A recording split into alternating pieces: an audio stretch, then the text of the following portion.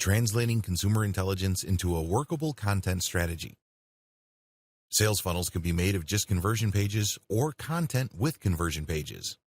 A lot of marketers think that they just need to buy traffic and then dump this traffic on conversion pages. If that's your strategy, you can do that. I'll teach you how to do that effectively.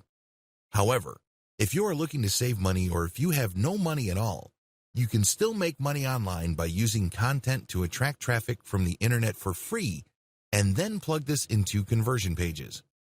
You have to be mindful of which strategy you are using. Conversion funnel only versus content funnel plus conversion funnel. Don't confuse content funnels with conversion funnels. Conversion funnels can work with paid traffic. You basically just buy traffic and dump it into a series of pages, and what comes out is a sale. Pretty straightforward. I'll teach you how to optimize these later. But if you don't have any money or you're low on funds, you can use online content to pull traffic from search engines, social media platforms, and other sources for online traffic and plug these into your conversion pages. You need to know how these two alternative models work. You can't confuse the two. If you think they're one and the same, then you're playing the game wrong, and it's no surprise that you are losing money hand over fist. Content funnels explained. Content funnels are all about building trust. For somebody to buy something from you, they must trust you. That's the bottom line. Content funnels are built on a central question. How do you get people to trust you online? First, you need to get them to understand that you know about their needs. Second, you have to get them to like your expertise or like your take or your understanding of their problems. This leads to trust. Once you get them to trust you, you can then push them to buy from you. The KLT process. KLT stands for know, like, and trust. Your content must be arranged in this way. The end result is trust. That's where you plug in your content funnel to your conversion funnel.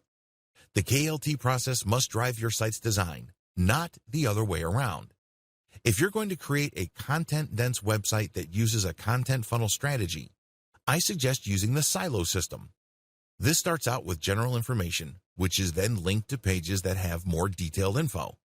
When people read these, it's easy for them to click from one page to the next, depending on how pumped up they are in finding more about the topic they're researching. These must be question-based so they're easier to digest. It's important that your whole website must be designed this way, so it seems effortless and doesn't take much thinking for people to navigate.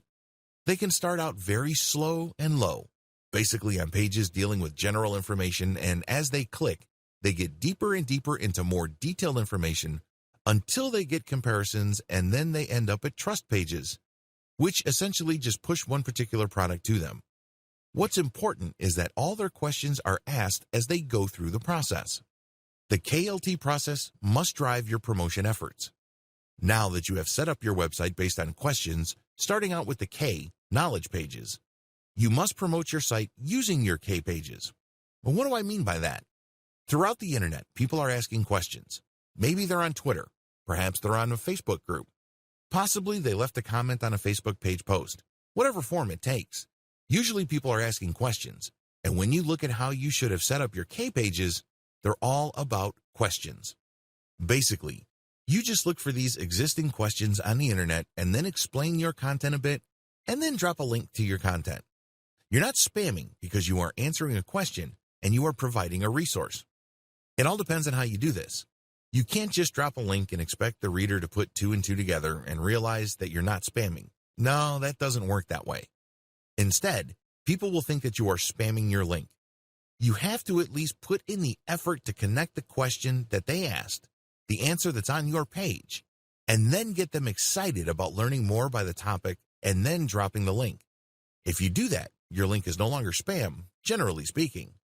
Instead, your link is actually a resource because you made a claim and then they can click on the link for more information.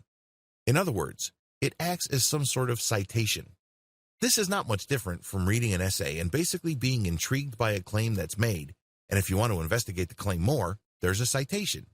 The key to successfully using your K pages as part of your general online promotion efforts is to establish credibility and authority first. This means that when you're on forums, answer people's questions that may not have anything to do with your website. You have to be obvious with your need to help others. People hate traffic poachers. Basically, it's obvious that these people don't really care about the members of the community or the people reading their stuff. They just want to make money. You don't want to be that person, and how do you know you care? Share information. Go out of your way to help people, and then when you drop that link, your site will pull in people and then push them down the content funnel. The bottom line is to live by the old saying, people are not going to care about what you know until they know that you care. Get that? Good.